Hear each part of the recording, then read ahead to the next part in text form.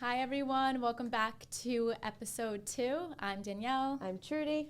We just wanted to start off too by saying it was such a crazy past week. We obviously launched our first episode on Friday and we got such great feedback. I know, it was so exciting and really so much fun hearing from everybody, hearing all the feedback. I know, and it was so cool too because Trudy and I were saying before we even posted our first episode, we obviously had some little teasers. And so many people in the industry reached out to us how they would love to be a guest. I know. We actually have a little list going, which is crazy. Yeah, which we were so, I guess, honored to hear that because it was so cool that so many people already believe that this is going to be, a really big, good podcast. Yeah, and that it's worth coming on to. Very exciting. So definitely in the future, once we get a little bit more established, we would love to have you guys on. Yeah, so if you want to join. So this week, we're going to be talking about, getting into real estate and all of that. So, Trudy, you want to take it away? For those of you who don't know, if you are interested in getting licensed in New York State, you do have to take, I think it's a 77-hour course now. Did they change it to 77? I think so. Yeah, it was Someone told me. 75 when we took it. Yeah. Or was it 75? Yeah, it was 75 when we took it. Okay, yeah. So 75, 77, whatever. You have to take a course. You can either do it online or in person. And then you do have to take a test to pass that course. And once you pass that, you're able to schedule your test through the Department of State. And then once you pass that, then you have to interview with brokerages, and then you can hang your license there and then get started. Yeah. What did you think of the state test? Because I remember I didn't realize you had to take one for the class. Okay. And then a state one, so I was so excited, and then I realized I had to you were like, two. oh, I passed? Yes. Aw. I thought that the one for the school was a lot harder than the state test. Really? I remember studying, and then the school one, I obviously passed, but I was all right, this is a little trickier because a lot of the questions they were asking were oh, what kind of tiling is this? A lot more stuff that people who are inspectors or builders would know, not really agents. So I was like, oh my God. And then I thought that the state test was so easy. See, I felt the exact opposite. Yeah? Yeah, so what course did you take? I did it through, it was called Ambition, but I think now it's through the CE shop. Oh, okay. Yeah. I took mine through Real Estate U online, and I thought the online test was super easy. Really? Yeah, and I passed. I was so excited. And then the state test, I actually had to take it twice. Oh, really? Yeah, and when I went to go take my test, there was someone in the room who had taken it 10 times. 10 times? Yeah. Oh my gosh. Yeah. Well, at the end of the day, a pass is a pass. Right? Exactly. I don't know. I feel like after I think it's also one of those things where you take the test and it's kind of like school and you don't really, not that you don't learn anything, but you don't learn until you're physically actually in doing the field. It. Yeah. Doing exactly. The work. Yeah. So when I took the state test, it started asking about soffits and the roof line and all these things, and I'm praying that I get this right because I don't want to have to take this again. I know. But yeah, thankfully I did pass on my second try. Good. And it was super exciting. Right. And so that's basically how you get started. And first step to get started in real estate. So then after that, you have to start interviewing with brokerages, kind of see where your best fit is. So maybe you want to dive into that a little bit? Yeah. So Trudy and I actually were talking about this before, why it's so important to interview different brokerages. We're both part of EXP Realty. To be totally transparent, I joined EXP because our team leader now, Alex, I actually knew him since I was 12. So, always trusted him. I see that he's crushing it in the business. And I knew that he was with EXP. So he told me all of the great benefits that EXP offers. So I kind of just jumped into it. I personally did not interview with any other brokerages. I just really trusted him. I loved EXP's model, so I went in full force there, and I love it. I don't regret it at all. I know, Trudy, you started out at Keller Williams. You want to kind of talk about that? Yeah, so I started at Keller Williams solely because I was working there. Like I said last episode, I was running a team there. So that's why I started at Keller Williams. I didn't interview really with other brokerages as far as getting my license. Right. My thought process getting into real estate, I'm a very methodical person, and I really wanted to make sure that I was going into this with knowledge because, they've done a lot of studies that show if you jump in, with no mentorship or no help, most agents fail. I think it's 60 or 70% of agents that come into real estate their fail. First year. Yeah, in their first year. So I knew that I did not want to be part of that statistic, and I really felt like this is what I want to do, and I love it so much. So I started there. And I didn't really interview anywhere else. And then obviously kind of the same situation. Mine and Alex's paths crossed. I really trusted him. I really connected with him. And then that's how I ended up here. Yeah. And I'm so happy. Exactly. And I think, too, we were saying, though, with newer agents coming into the industry, you definitely want to make sure you shop around, interview different brokerages. I think that's what's so important, to see how you can connect with the people. Also, too, each brokerage has a unique model in terms of commission, in terms of, benefits. Like I know, for example, EXP does offer health insurance, which was a huge thing for me, especially since I came from the corporate side. I needed somewhere that I could get that health insurance. So that was like a big factor for me. But I think it's really important that you don't just blindly go into a brokerage. 100%. You want to make sure that you interview as many as you can. We were actually talking about this morning. You don't want to seem like the grass is greener somewhere else. Like, dang, I wish I interviewed elsewhere just to see what other places offer. So I think it's really important. And for those of you that don't know, when you get into real estate, you have to hang your license with a brokerage. Yep. So it's not like you can just kind of be like on your own, not part of anything. So definitely want to make sure that you're going with someone that aligns with your goals and someone that can help mentor you. Yeah. So I think another really interesting topic that people have been asking us pretty much since we started was just how crazy this market has been. I feel like especially post-COVID and now with the interest rates going up, it is a tough market, like we did talk about. A lot of people in the industry, too, have told us this is probably the hardest time in real estate they've ever seen. Yeah, even worse than 2008, a lot of people are saying. Exactly. Quite the phrase to hear. Yes. Maybe not something you want to hear. For sure, but we're here to get real and let you guys know all the honest truth. So a lot of people have asked us, if you knew what the market was when you started, would you still get into real estate, and do you regret getting into real estate? So, Trudy, I kind of want to ask you that question.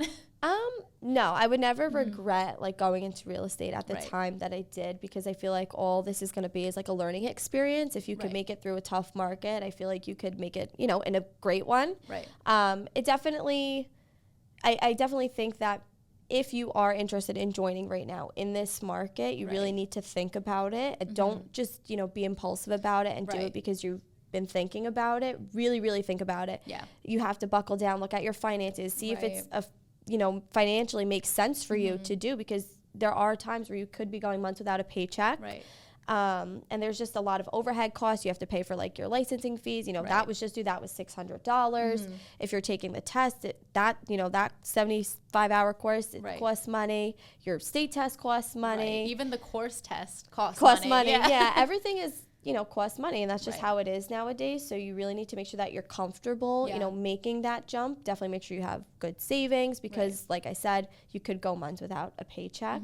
But no, I definitely don't regret it, because I'm the type of person where I feel like if I don't do it now, when am I going to do it? I agree. And right now, we are, home, and we don't have kids, we don't have a mortgage or anything. So I think financially this is the best time to do it as well. If you are thinking about doing it, if you have like a family to support, maybe you should like consider it. Right. And I think too, that's why so many people leave the industry, is because, again, like we talked about in episode 1, TV glamorizes real estate, and that's really not the truth of it. Yeah. So I think a lot of people see that, they're like, oh wow, like house hunters, I can show 3 houses, they'll pick one, I'll get the accepted offer, and that's it. I'll get my commission check. Firsthand, that's not how it is. Exactly, which really is not the case. So I think a lot of people get discouraged so quickly, especially if you have a corporate job where you're getting paid bi-weekly, and then being like, wait, I actually might not get a check for 5-6 months. Yep. So I think that's really hard to deal with, and I think that also ties into why it's so important to pick the right brokerages, because certain brokerages, they do have heavier cuts than others. Yeah. Also, too, if you're on a team versus not on a team.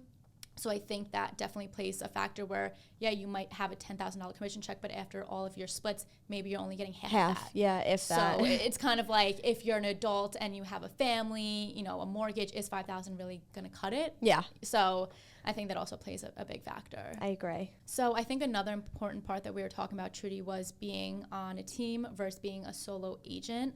And I know for both of us, we're on a team right now. And a lot of agents, they kind of, don't know maybe being on a team's an option. They think they're by themselves. Yes. Again, playing into the brokerage, I think it's also important, too, to make sure you have like a mentor or someone there that can help you. I know for myself, I did join Next Move because starting out the business, I still had a lot of questions. There were things that I wasn't, keen to, didn't have knowledge of. And even though, being on a team might be an additional split out of your pocket, I think in the long run, it's better to get that experience and knowledge. Sometimes it's priceless. Yeah. And maybe take a little bit of a hit now, and then down the line, maybe being able to be a solo agent or whether that's being on a team, but maybe your split being a little bit better. I think sometimes that knowledge you can't replace with money. Yeah, and I totally agree. Yeah, and I think for us it's super important because how many times have one of us not been able to attend a showing and then we just call someone on our team and they'll go for us, which is huge because I think if you're a solo agent, you don't really have that support. Yeah, you're like strapped. Yeah, exactly. So I think a lot of people think being a solo agent is a little more enticing just because it's less of a split. Yeah. But I personally do love being on a team. But again, it's not for everyone. I don't know if you want to share like your experience. Yeah. So I obviously started working as like an executive assistant, and I really feel like real estate is a field where it's very hands-on, believe it or not. And I feel like you learn by doing. Right. So I felt like very prepared when I did make the jump to, you know, joining a different team because I had that experience. You know, I was going to inspections, I was running comps, I'm doing showings, I'm doing all of these things that I probably wouldn't have had the experience to do as often or as much if I were by myself. And I know a lot of people are really concerned when they start, obviously, because you can go months without seeing a paycheck about like their splits. But I always tell everybody like who comes to me and is interested in joining real estate, don't focus on the split right now because that's always something that can be negotiated. And if it can't, if it can't, then you leave and find somewhere with a better split. But in the beginning, the knowledge is worth so much more than any paycheck you could get. Because once you learn how to do it, then you could do it on your own. Exactly. You know, so I feel like you shouldn't really focus on the split. Obviously, you don't want to be walking home with $2, but you know, you definitely need to take that into consideration and make sure that you feel like your split is something that, you know, you're gaining from. Right. And you can be on a team that has a fair split and still walk away with a comfortable amount in your pocket, which is why it's important to, you know, interview around. I think for us too, like we always talk about the support. There are so many times where I'm not feeling my best or Trudy's not feeling her best and we have each other to piggyback off of. Maybe there's an angle that I don't see that Trudy sees that she can offer insight. So I think just collaborating with so many, you know, like-minded, great individuals is another plus of being on a team. 100%. I couldn't agree more. So on this week's segment of Let's Get Spooky, we are going to talk about Oheka Castle. I'm sure a lot of you are familiar with it. It's beautiful. Oheka Castle was constructed in the early 20th century by Otto Hermann Kahn, a wealthy financier and philanthropist. Construction began in 1914 and was completed in 1919. The castle was designed to resemble a French chateau, and it has 127 rooms. Beautiful gardens, golf course. I'm sure, you know, maybe we could insert some pictures. It's absolutely beautiful. Stunning. It's beautiful. Taylor Swift actually filmed her blank space video there. No way. Fun fact, Wow, that's cool. I didn't know that. I mean, beautiful place to film a video. It served as a lavish residence for Kahn and hosted very numerous extravagant parties. Kind of gives like a Great Gatsby vibe. It definitely does. And the prices also reflect that. That's a good one. So after Kahn's ownership, the castle went through a lot of hands and different purposes. It was used as a military training academy for a second, a training school for the government, and it was even filmed, obviously, in a lot of movies and television shows, obviously, like you stated, Taylor Swift. And it was restored and transformed into a luxury hotel and event venue as of recently, I think like the 1990s. Yeah, and I think what was crazy is I honestly had no idea that you could stay there like as a hotel. Yeah, people have dinner there all the time. I always see people on Instagram eating dinner there. It looks fun. I thought it was just like a catering hall. And then when I found out that you could actually stay there, I'm like, what? I mean, it is ginormous, so what else would it be used for? It has a lot of purposes. So getting into the hauntings of Oheka Castle, it gained a reputation for being haunted with various reported ghost sightings and unexplained occurrences. So you were there recently, right? I was. So you want to share your experience? Yeah. So I actually worked an event there like maybe a week or two ago, and I was telling Trudy, I kind of roamed around a little bit, like checked out the library that they have, looked at the restaurant, the bathrooms. And I don't know, I just got a very weird feeling. And I told Trudy that the next day because I snapped some pictures of the library. And I just felt very uneasy. I felt like these pictures shouldn't even be in my phone. Yeah, like, I told you to delete them. I was like, I don't know. It felt like an invasion of privacy. Like, again, it's very old school. It's pretty much since its original form in like 1914. I'm sure they like updated a little bit. But the library had like, you know, original books. It had a big portrait of who I believe was Otto Kahn. And he's just like staring at you. And it just gave me like a very uneasy feeling. I don't know if I was being dramatic, but this is honestly before I knew about all these hauntings. Okay. And from like off the bat, I said, I feel weird about this. I showed Trudy some pictures. If I still have it, we'll throw it on here. I don't know. I might have deleted it because I didn't want bad juju. But I told Trudy from the get-go, I'm like, this feels weird to me. Yeah. And I actually met the owner of Bohica Castle. Oh my God, really? Yeah. And wow. It was crazy. Wait, does he live there? Mm-hmm. No way. So he lives there. For anyone who doesn't know, he lives there. And I remember because I was outside on like the patio, and you can kind of see in the window. Okay. And there was just a light, and even inside, it looks like it's from the 1800s. Like it looks like it's original architecture. Something about like things from that time period really just like I feel like they're haunted no matter what. It was you like can't tell me otherwise. The light fixtures, it almost seemed like it could have been like a candle. Oh no, I don't like that. It was very weird. I got a freaky vibe, and I asked the guy, I'm like, don't you get scared like living here all by yourself? I mean, again, his staff works there, so like the maids and everything. But he was like, nope, I'm fine. But in 2020, when COVID hit, it was just him. You couldn't even pay me to be in that house by myself. Like, I don't think the staff was there. It was literally just him. No. I felt so weird. Maybe I would be scared. Maybe he's one with the ghosts. Yes, he's just because like how else would you be okay with that? I know, like he was a little bit older, and he seemed like he didn't have really like a care in the world. Probably didn't believe in ghosts like that. And again, like we were saying, I feel like people who would live somewhere that kind of has a haunted background, they probably like that stuff. Yeah, either they don't believe or they like it. Yeah, but he was not phased at all by it. But I just remember creeping in and being like, oh, I feel weird. Like I feel like a little like ghost figure is gonna pop out. I don't know. I didn't like it. I personally don't think I would ever stay there just because of the vibe that I got. Even when I pulled in from the outside, it's just like it was a little too old-fashioned for me, but like in the sense where I feel like it's haunted. Yeah, a lot of people have actually said that though, that they've seen like shadowy figures. A lot of guests and staff have reported seeing shadowy figures and apparitions throughout the castle. These figures are often glimpsed in hallways, rooms, and on the grounds. Yes, I mean, I totally believe it. Like I said, just even walking around the premise, I was like, something is up, something is not right. Like my insides were like, get out. That's so freaky. It's kind of funny how like your fight or flight like kicks in. Like you get like that feeling like someone's watching you or like someone's lurking around. A lot of people have also said that they hear whispers and voices.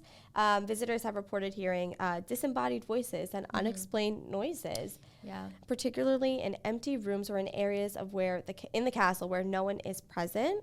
People have also claimed that they saw moving objects. Right. A lot of temperature changes, with a lot of people say like that happens with ghosts. That's what I thought was weird too. Is I know they say like if it gets colder, usually there's a ghost, and I'm not even kidding you. It was like very cold in certain places. Like when I went into the bathroom, there was paintings there that again looked weird, and just like this huge mirror room, like this just feels weird. And it honestly was like cold. I got like a little bit of a chill. Oh no, I don't like that. Maybe it was like ghost walking through. I know. You. I was like, I just don't want any part of this. So I went back out on the patio. But yeah, I can definitely see that it's haunted. Very scary. I definitely would attend a wedding there because it's again beautiful and stunning. I wouldn't want to pay for a hotel there. Imagine taking your wedding pictures and there's like orbs. A little and like orb, a little ghost in the background. A little figure, You ever been to Bohica Castle? No, I haven't. I definitely want to. It looks beautiful. Again, probably wouldn't sleep there because I don't want to bring anything home with me. Yeah. And I swear if I heard anything, I would probably have a panic attack. So definitely not going to sleep there. We could get dinner one day and like roam around. Yeah. We come in with good peace and good intentions.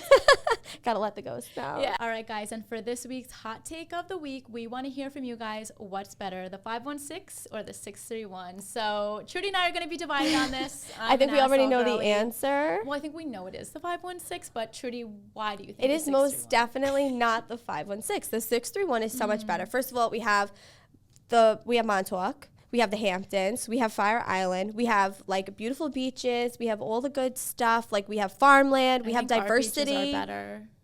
I mean, they are. Relax. Better. No, you have like the crusty North Shore beaches. No, sorry. This is my thing. And like we were even talking about, and you guys will see this whole month with our Let's Get Spooky. Every haunted place is in Suffolk. Okay, because there is nothing in Nassau. The reason that we have all the haunted stuff is because we were like settled first. I mean, we've been here longer. I'm just gonna be honest. Like again, I have nothing against Suffolk. I just think even when I drive into Suffolk, I just get such a different feel. I feel like Nassau, you're closer to the city. There's so much more to do. Who wants to be closer to the city? You have the concerts at Jones Beach Theater. You have Long Beach, Lido Beach, Point Lookout. You have so many better things. Okay, so you have a bunch of beaches. And like, what else do you have? Far from the city. Like it is literally a hike. Like I have friends who live in Babylon. I mean, like you do. And it's like over an hour to get to the city. Well, like I don't want to go to the city anyway. No, I mean, I'm not a big fan of the city, but just knowing I have that option. And when I used to work in the city, I mean, even from Merrick, it's still like a 45-minute train ride, which is a lot. But now any place in Suffolk's like an hour plus. I don't know. It's just 631 is the better area code, I believe. Pretty much and we're not as populated. Like we have more like land and like less people. You definitely do get more for your money in Suffolk, and I think there's more land, but I don't know if I like that or not. Like, I'm not, like, a country-style person. Like, I don't want to farm. Yeah, me neither. I definitely want a backyard. Like, we have apple picking. We have all the fun, full festivities that you love, that you can't do in Nassau. Fall, but I don't know. Suffolk's just, you know, through and through, I'm a Nassau girly. And, I mean, opposites attract, Trudy. That's true. That's why we're best. You know, either way, we're not biased. We'll take our clients anywhere they want. Of course, 100%. We go all over. Yeah, so, but through and through, I say the 516. I'm the 631. But let us know what you think in the comments below.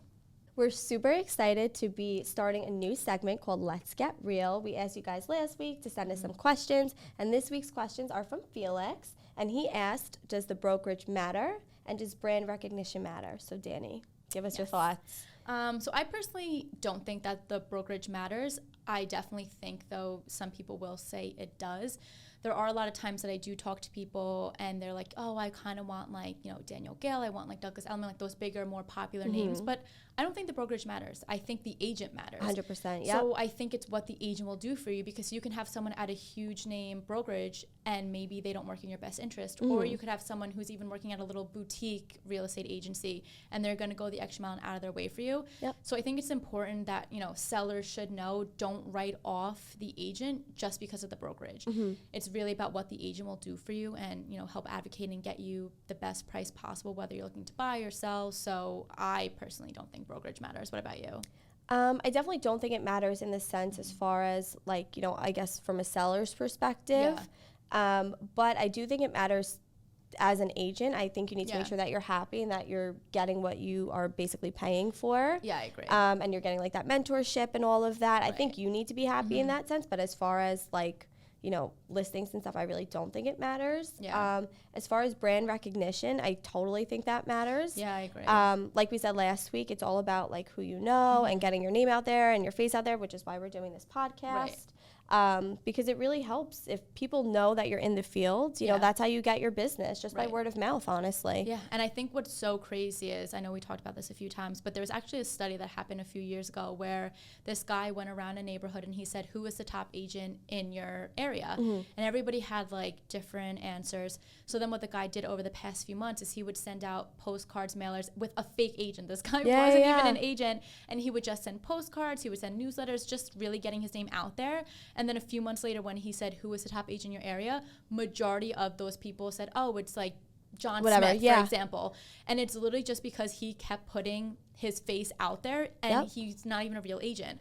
So I think, like you said, brand recognition does go a long way, because people will be like, oh, like you're so-and-so, I saw you in the paper. Like even when you're driving down like the road, if I'm like in a specific area and I see like a bunch of signs from like one specific like brokerage, I'm like, oh wow, like they're killing it. Like they're doing well. They have a lot of business, just because I'm literally seeing their signs. Who knows how long it's been sitting there and if it's overpriced or whatever.